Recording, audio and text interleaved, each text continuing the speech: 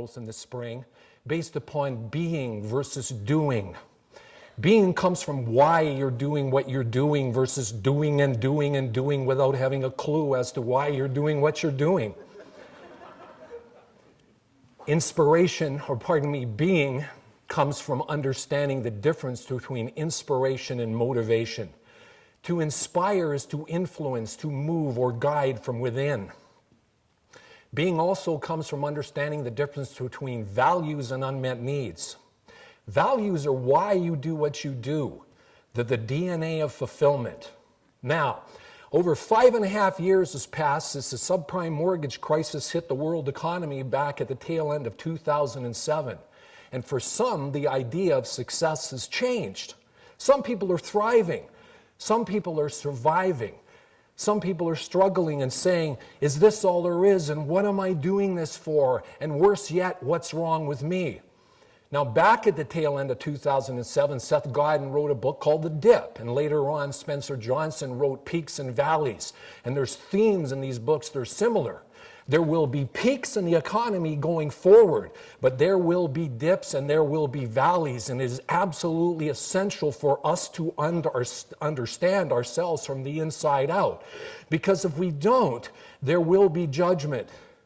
And when there is judgment, there can be no inspiration.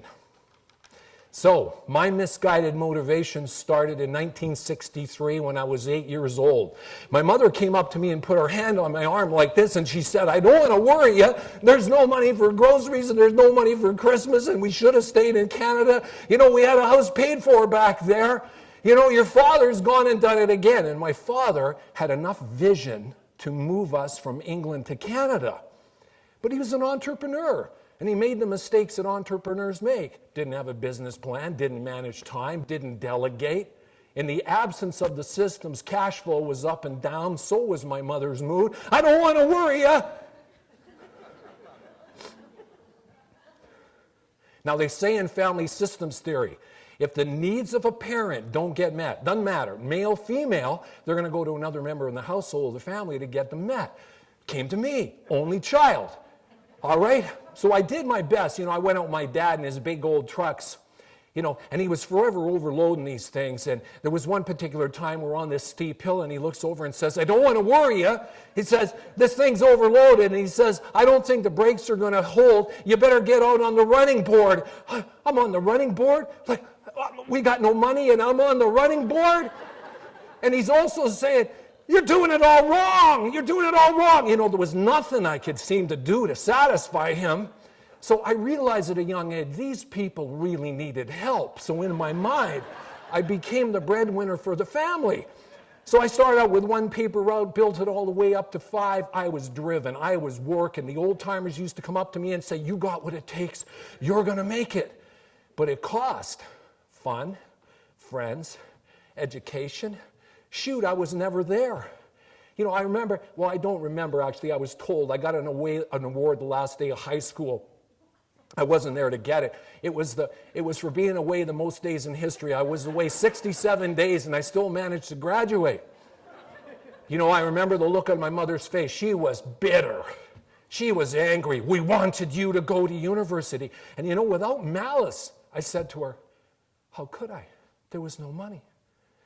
So I continued into my adult life, fooled and fueled by these motivations. And I say fooled because later on, I found out that my mother, she had $20,000 in the bank in 1963. So in 1980, I was selling aluminum windows to single-family dwellings and multi-family condominiums, and they used to go around sales meetings, and the sales meeting, what are you going to do, 30,000? What about you, 60,000? What about you, 90,000? There was one particular month they sold $1 million worth of aluminum windows. I was driven. I was motivated. Did I believe I had a lot of money? No. And the investments that I attracted for all this money, that was really, really bad. Kept losing money like crazy. Kept me working, kept me motivated. 1993, I lost my business altogether, and it came as a major shock to everybody that knew me at the time, because by that time, I had read, at least in my mind, I had read every book on motivation known to humankind. But the biggest surprise to everybody that knew me is I co-owned the #1 personal development franchise in North America at the time around personal development and motivation. You know, and my partner said to me, "We don't want you representing us anymore." And it's no wonder, because I could not sustain the motivation in a sense that we were selling. There was something missing. There was something actually missing in me as well. I was starting to study the works of John Bradshaw and Marianne Williamson and learning how to inspire myself from the inside out. So as a result of my experience, I've dedicated the rest of my business life to help people understand the difference between inspiration and motivation, the difference between values and unmet needs, so that they can inspire themselves from the inside out, and they can have long-lasting, sustainable inspiration so they can meet and exceed their goals. Here's what I've learned. Again, people don't know the difference between inspiration and motivation. Again, to inspire is to influence, move, or guide from within. Motivation is based upon need, fear, and desire. Clearly, need and fear are unsustainable. You might say, well, desire, that sounds pretty good. Well, the Latin root word of desire is decidus. It means moving away from a star. You're already a star. What do you need to move away from? The other thing people don't understand is the difference between values and unmet needs. And this is epidemic. Values are why you do what you do. They're the DNA of fulfillment. And fulfillment is a deep, soul-oriented experience that you feel when you are expressing your values. And when you're living your values, you will be experiencing positive beliefs and positive feelings at the same time. So an example, my values are teaching, wisdom, sense, understanding, community. And the feelings that I would experience when I feel those values, in a sense, is confidence, conviction, certainty, and the belief that I would like to share with you today, that members of this audience will wake up and understand their values at a much deeper level to be able to create consistent inspiration going forward. But values are like turtles. They only come out when it's safe. They will be dominated by unmet needs until they are met. And unmet needs must be met. When an unmet need is met, we can be our true selves. The thing about unmet needs is we are mistaken that a person, a possession, or a position can meet the need. Now, unmet needs, examples, safety, recognition, power, control, worthiness. And these unmet needs generate limiting beliefs and limiting emotions. An example.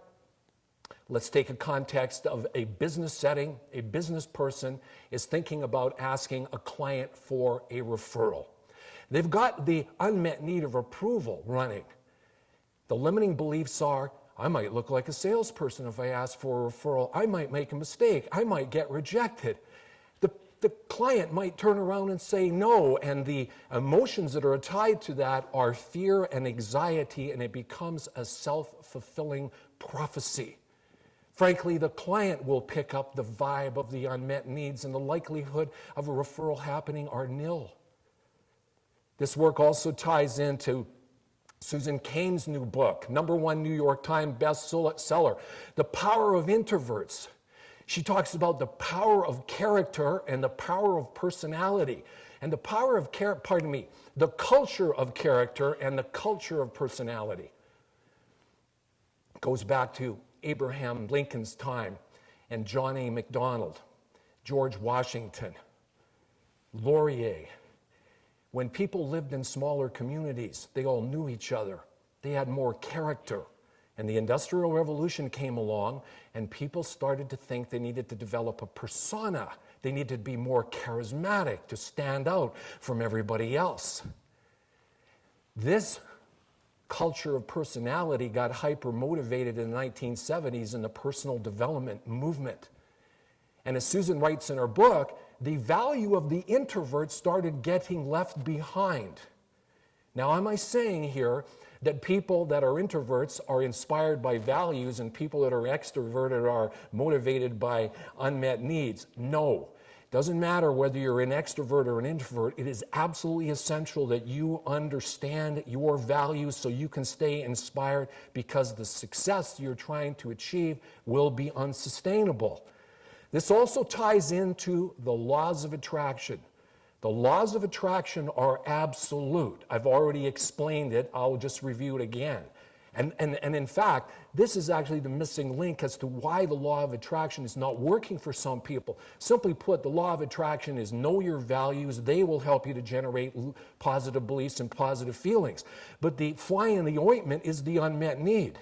Putting it into a business context, what's one of the biggest problems that business people have? Time management. And they've been to every time management seminar known to humankind, and they got the books on the shelf to prove it, but they're still struggling. I contend the need of safety. And that's generating, I got too much to do. I'll never get it all done. Anxiety and fear once again, and it becomes a self-fulfilling prophecy because there is an addiction tied into the unmet needs, and they can't seem to understand how to get out of it. This also ties back to Abraham Maslow's hierarchy of needs theory from 1955. About the time the TV set came on stream, the unmet needs meeting device. Now we've all got one. Maslow, level 1, physiological needs. Level 2, safety. Level 3, social. Level 4, esteem. And level 5, self-actualization. Well, let me ask you this. Who is the self? And I contend that you are a being. You are something more infinite. You are not your body. You are not your mind, but you are certainly not the little walnut-sized amygdala, limbic brain, emotional brain, or as Seth Godin calls it, the lizard brain that controls us with unmet needs. You are something far more significant. Now, unmet needs are not all bad. They're a blessing and a curse. Imagine a grain of sand. It goes into the oyster. After 25 years, a beautiful pearl is created. But the problem is, there's a grain of sand, there's an irritant in the middle of the pearl. You could say a neurosis. And I'll put it into a business context. I deal with business people, and there's an expression, it's called the plateauing out syndrome. Clients say to me, I don't know what's going on. I got 3 cars, I got 3 houses, I got 3 resort homes, they got 3 everything, they got 3 families, they got 3 wives. And they're saying, is this all there is? I thought it was going to turn around and feel differently. I thought it was going to be a heck of a lot happier. And there is nothing wrong. There's an absence of understanding. While these unmet needs were a blessing in the beginning, they actually turn out to be a curse. And in a sense, there's an expression. I mentioned the amygdala, the limbic brain, the emotional brain. Seth Godin called it the lizard brain. It doesn't know what it wants, but it is always wanting, and it is always judging. It is always judging. It is never, never satisfied. Now, point I want to make about family. How many of us got our needs met at family of origin? Some did, some didn't. Is it the family's responsibility? Well, yeah, if they're conscious of it, but they are not to blame. They are not to blame. You cannot give something that you do not have. And it is up to us not to judge the family, to understand that they did their absolute best. But as adults, we just have to understand that it's normal to run unmet needs of safety and approval and recognition. How do you get a need met? It's very simple. You could do it with this affirmation. Next time you're outside, you could close your eyes and just walk out in the sunshine and feel the radiant warmth of the sun on your body. And you could say, thank goodness I'm alive. And remind yourself, because the amygdala is about 3 years old.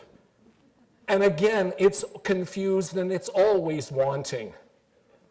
Now, we don't have the time today to address getting into, okay, how do I deal with getting rid of the limiting beliefs and limiting emotions? But I will say one thing. It's clear with my background, if I had unmet needs of safety and recognition, I could very well have those negative beliefs and negative emotions leak out onto this audience. And you know what?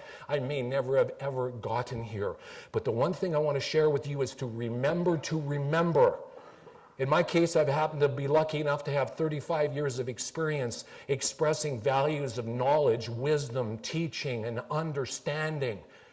And through this experience of sharing this information with this community, I can feel more certain, have more conviction, and have more confidence, because I have a belief that members of this audience will wake up to their inspiration and their values, and it will help them to go forward and inspire the goals and the visions and the dreams that they want to achieve in this life.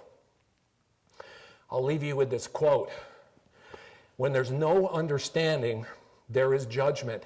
And when there's judgment, there can be no understanding or inspiration. The definition of courage is living your values. I want to thank you very much. I want to thank Robin and James and Shannon very much for the opportunity to speak with you today. And I want to also thank my lovely wife.